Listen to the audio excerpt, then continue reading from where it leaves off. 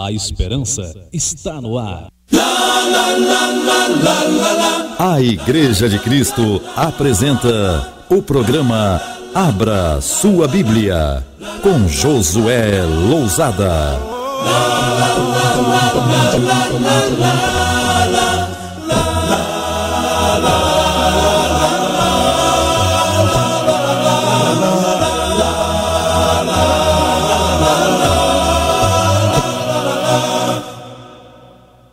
Eu só quero estar onde estás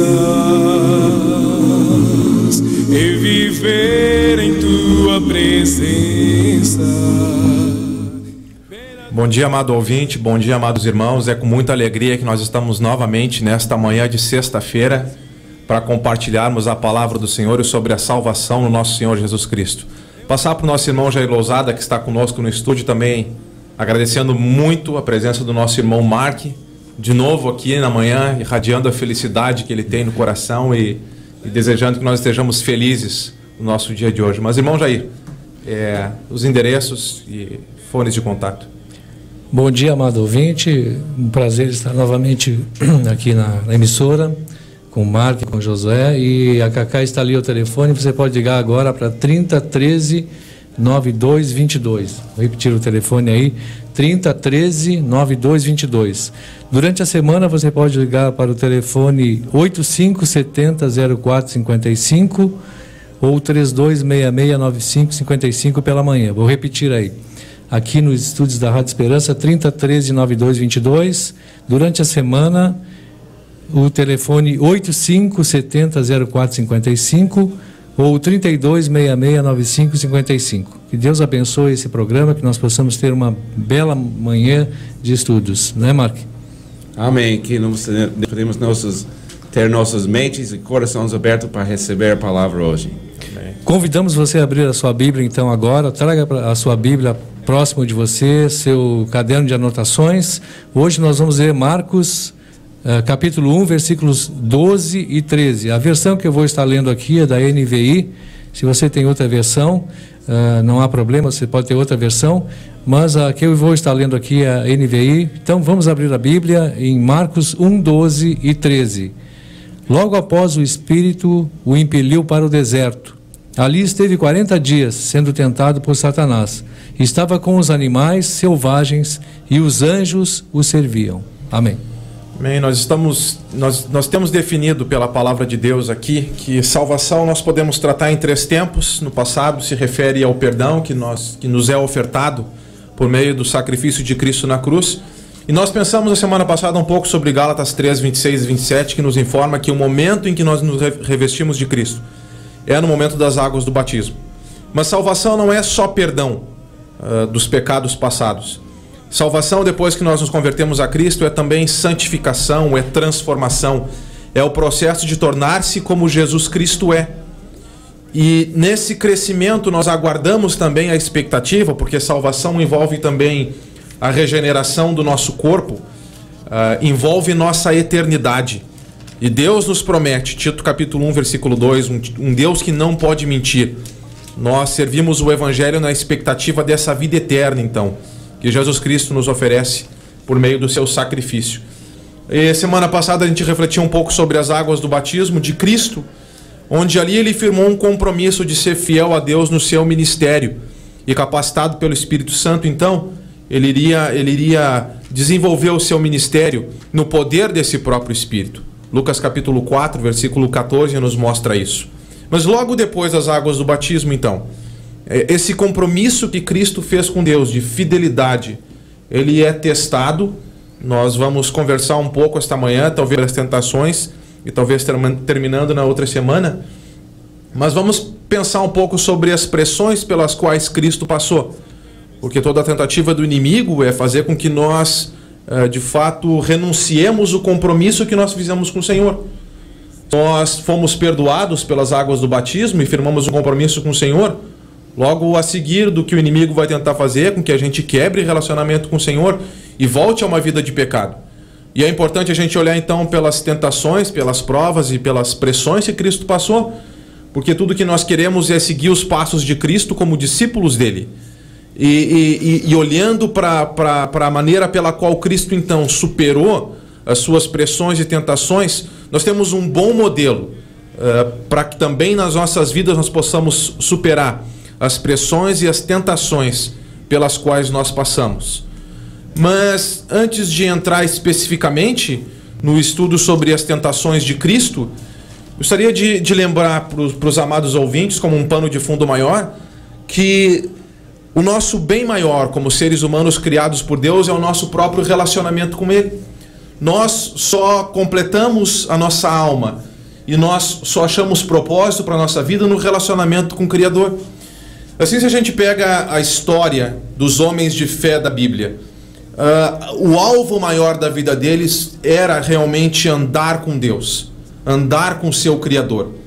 E só de pensar na possibilidade de perder relacionamento com o Criador fazia com que esses homens buscassem a resolução, e muitas vezes em oração, muitas vezes rejeitando o pecado, muitas vezes rejeitando práticas que os afastassem do Senhor, outras vezes até mesmo desobedecendo decretos de autoridades humanas e na continuidade da obediência a Deus, tudo na expectativa de que pudessem sempre continuar andando com Deus, porque Deus é o grande tesouro, Deus é aquele que nos criou e Deus é aquele que sabe como nós funcionamos melhor. Assim a gente tem a ideia da vida de Noé, em Gênesis capítulo 6, Noé era um homem que andava com Deus. E por andar com Deus numa geração pervertida e corrupta na qual ele viveu, ele achou graça diante de Deus e teve a aliança que Deus fez com ele e salvou ele pelas águas do dilúvio, através da arca que foi ordenada que ele construísse.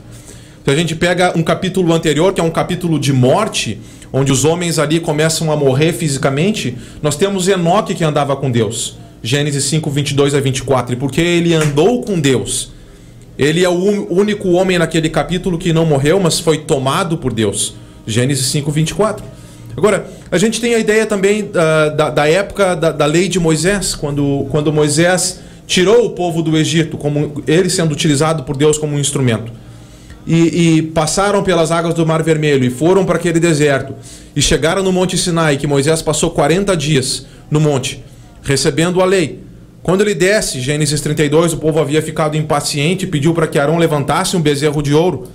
E pelo fato de Arão levantar um bezerro de ouro e o povo se levantar para adorar esse falso Deus, Deus falou que aniquilaria a nação. Moisés intercedeu pela nação. Deus não aniquilou a nação, mas disse que não iria mais com o povo, queria enviar o anjo da aliança. Moisés ficou um pouco perturbado com isso.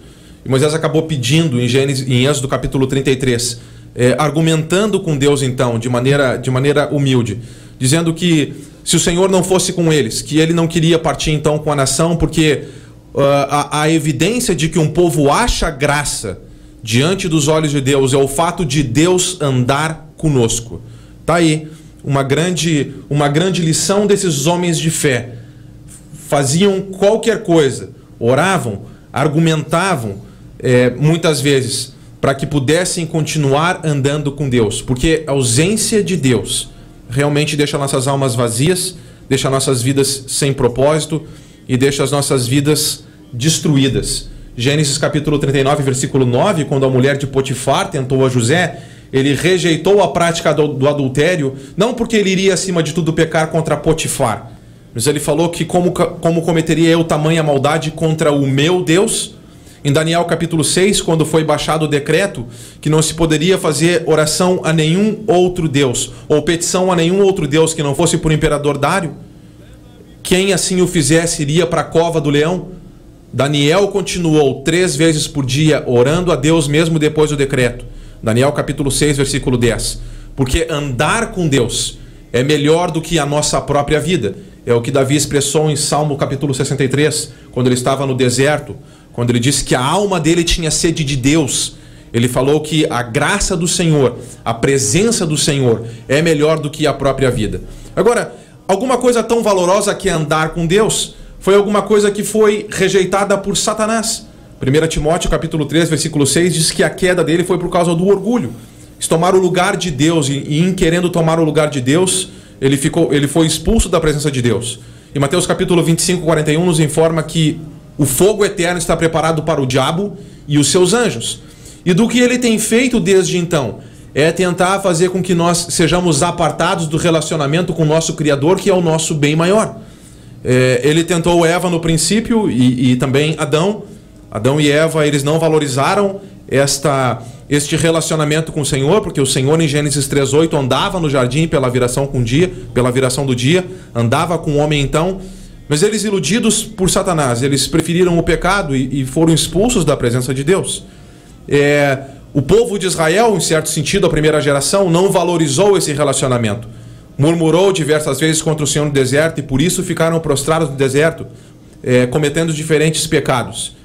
E para nossa surpresa, então, na verdade, não para nossa surpresa, nós chegamos nos evangelhos e do que Satanás está tentando fazer contra Jesus como um homem, é que ele também não valorize esse relacionamento, que ele quebre o relacionamento com o Pai, que ele peque e perca essa com Deus Pai Todo-Poderoso.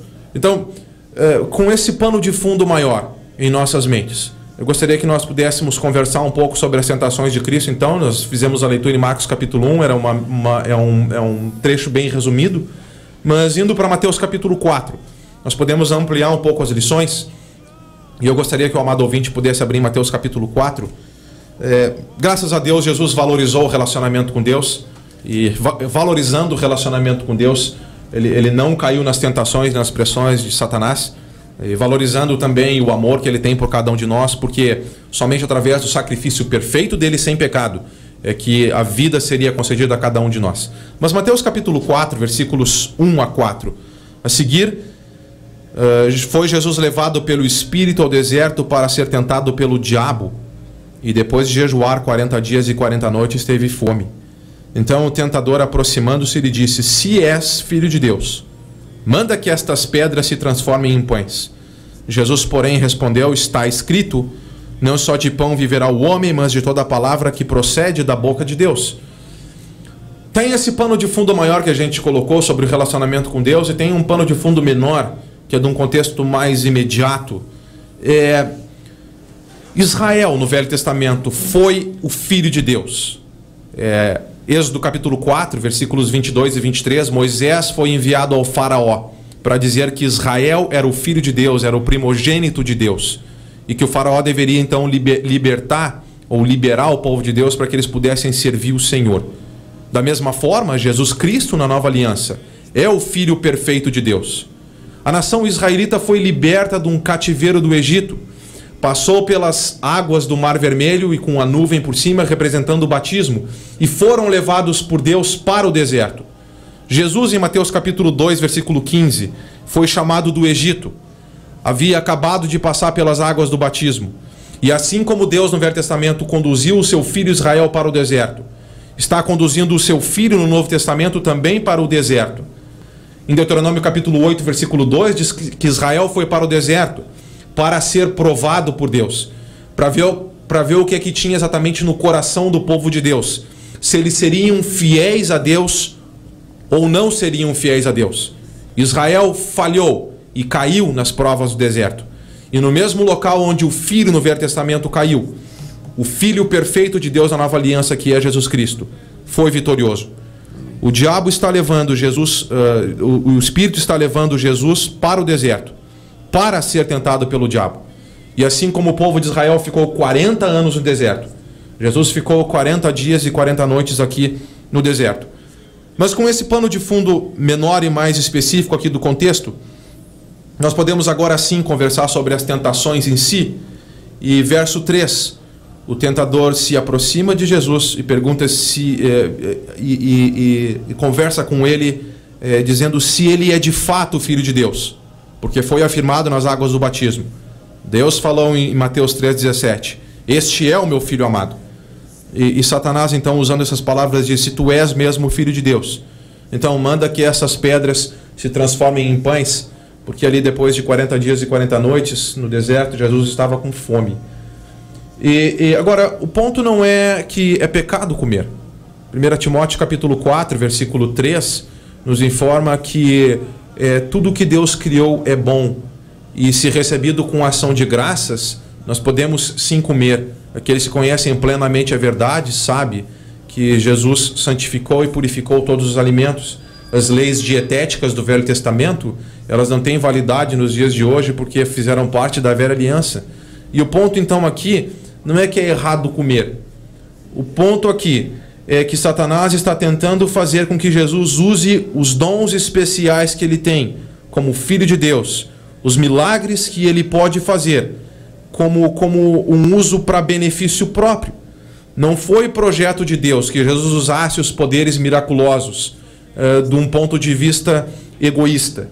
Então o diabo está tentando fazer com que Jesus use os poderes miraculosos dele para que ele possa então comer, usando esses poderes por um modo contrário à vontade que Deus tinha para ele. E sempre que nós usarmos os dons que nós tivermos por um modo contrário à vontade de Deus, nós estamos fugindo aos propósitos divinos que ele tem para as nossas vidas. É como se nós estivéssemos adquirindo independência de Deus. E é sempre uma das áreas que Satanás nos tenta. Ele quer fazer com que nós hajamos de maneira independente de Deus. Deus nos criou, ele é a autoridade máxima nas nossas vidas, e para cada assunto na nossa vida ele tem sua vontade específica. E do que a gente deve fazer é nunca agir de maneira independente, mas completamente dependente de Deus, consultar o desejo que ele tem para as nossas vidas, inclusive nos nossos dons. Agora, se Jesus usasse os dons que ele tem de maneira especial para benefício próprio nessa circunstância, o que acabaria acontecendo é que ele quebraria a autoridade de Deus e que ele estaria assumindo uma posição independente na vida dele. Foi a causa da queda de Satanás, que tentou tomar o lugar de Deus. Nós conversamos um pouco antes sobre isso, 1 Timóteo 3,6. Foi a própria causa da queda da humanidade em si. Efésios 4, 17 a 19 nos informa que nós não devemos ser como os gentios, agora que nós estamos em Cristo. Gentios aqui no sentido daqueles que estão fora de Cristo. Eles estão andando segundo a vaidade dos seus próprios pensamentos. Por causa da dureza dos seus corações, eles estão alheios à vida de Deus. Isto é, eles expulsaram Deus das suas vidas e querem andar segundo os seus próprios pensamentos. Mas Paulo argumenta em Efésios 4:20 que não foi assim que aprendemos de Cristo. Em Cristo agora, Efésios 4:24, nós andamos segundo a verdade de Deus. O novo homem criado em Deus, em Cristo, ele anda segundo a justiça e a retidão que são provenientes da verdade. É um homem, então, que inclina agora os ouvidos para escutar a vontade de Deus na sua vida. Agora, além de usar os seus dons da maneira pela qual Deus não gostaria que Jesus usasse aqui como um homem, existe também a ideia da preparação de Jesus como um sumo sacerdote que iria atuar em nosso favor. Jesus não poderia jamais enfrentar as tentações e as provações no terreno humano, diferentemente das tentações e provações, ou da maneira pela qual a gente enfrenta as tentações e as provações no nosso terreno humano também. Hebreus capítulo 2, versículo 18, ligando com 2,14, disse que Jesus participou de carne e sangue para que ele pudesse nos conceder vida através da morte dele. Mas não só isso. Pelo fato de Jesus ter passado pelas pressões e tentações como nós passamos, sofrendo as coisas que nós sofremos, Hebreus 2,18 nos informa que ele é capaz de socorrer aqueles que são tentados. Hebreus capítulo 4, versículo 14, diz que Jesus é um sumo sacerdote que penetrou os céus. E tendo penetrado os céus, ele atua como um intercessor diante do Pai. E ele, Hebreus capítulo 4, versículo 15, passou por todo tipo de tentações, mas sem pecado. E pelo fato de ele ter passado por todo tipo de provações, nós podemos ir a ele, buscando misericórdia e socorro nas ocasiões oportunas onde nós somos tentados a pecar contra o Senhor.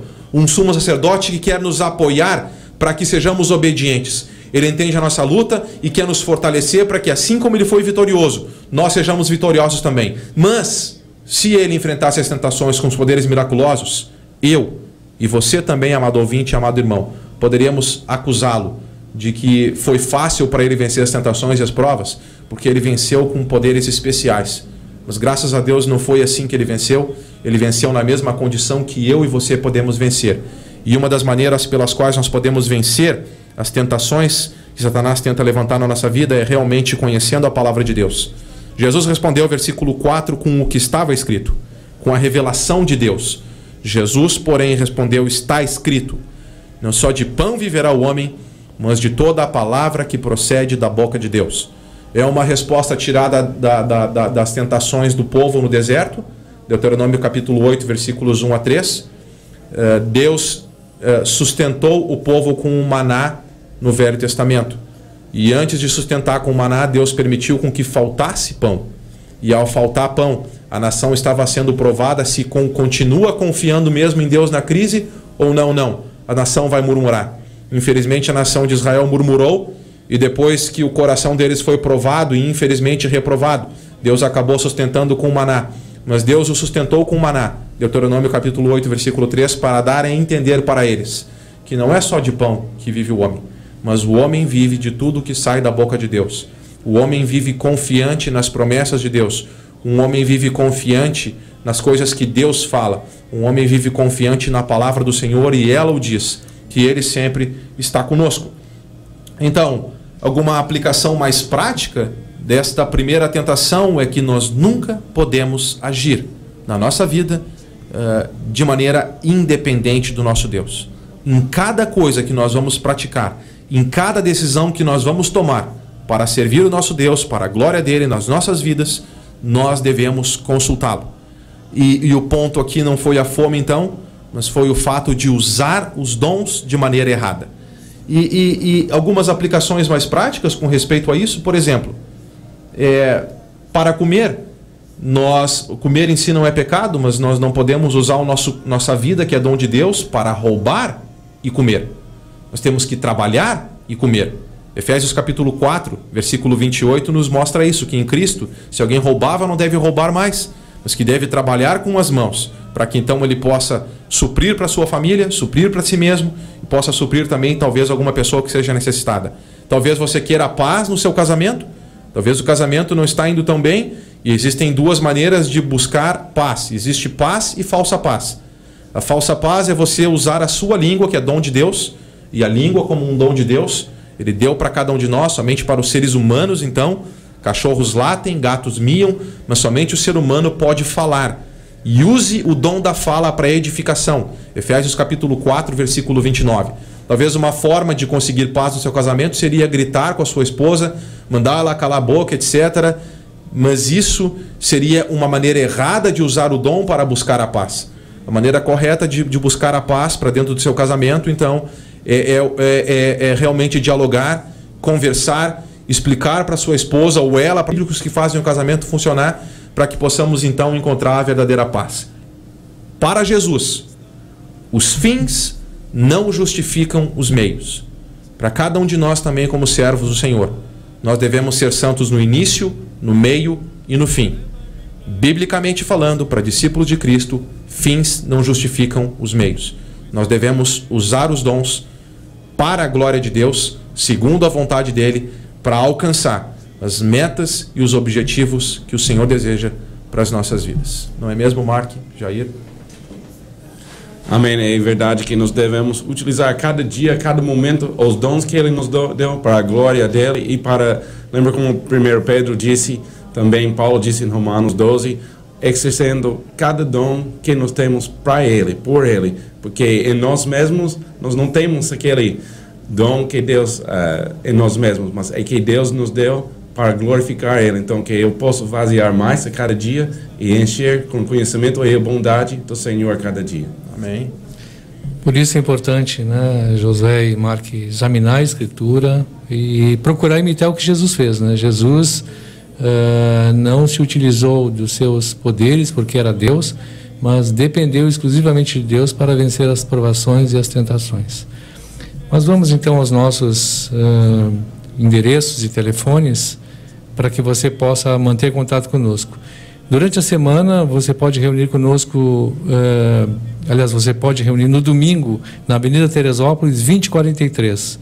Todo domingo às 10 horas, Avenida Teresópolis 2043. Contatos pelo telefone 8570-0455 e o 32669555, sempre pela manhã. À tarde não vai ter ninguém nesse telefone. 32669555 e repito então aqui o celular 8570-0455. Os programas que você está ouvindo agora pode também acessar pela internet no blog cristãos-igreja de Teresópolis.blogspot.com.br. Repetindo, cristãos-igreja de Teresópolis.blogspot.com.br. E então, se Deus permitir, na semana que vem nós conversamos sobre a segunda e a terceira tentação.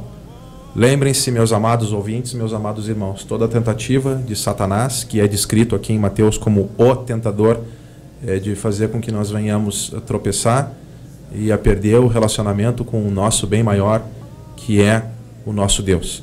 Aqui em Mateus 4, ele está tentando fazer isso com Cristo na história, e ficou descrito aqui na Escritura como um exemplo para que nós entendamos quais áreas ele nos ataca e a maneira pela qual nós podemos superar. Confie em Deus, confie na sua palavra, fique alerta, fique vigilante. É possível ser vitorioso na força e no poder do nosso amado Senhor Jesus Cristo. E queremos anunciar também o endereço dos nossos irmãos da Lucas de Oliveira. Eles reúnem na Avenida na Coronel Lucas de Oliveira, número 2597, no domingo, às 10 da manhã. Também repetindo o endereço dos nossos irmãos da Agronomia, Avenida Bento Gonçalves, número 9251.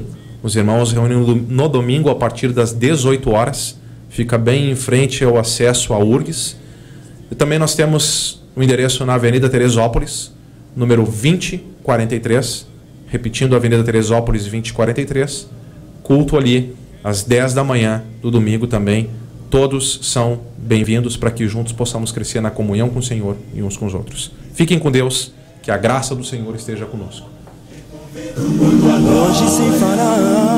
A Igreja de Cristo apresentou o programa Abra Sua Bíblia. A Igreja de Cristo é uma família cristã semeando o amor de Deus nesta cidade, região e no mundo. Princípios e valores para você ser uma pessoa que glorifica a Deus com sua vida. Um novo lar.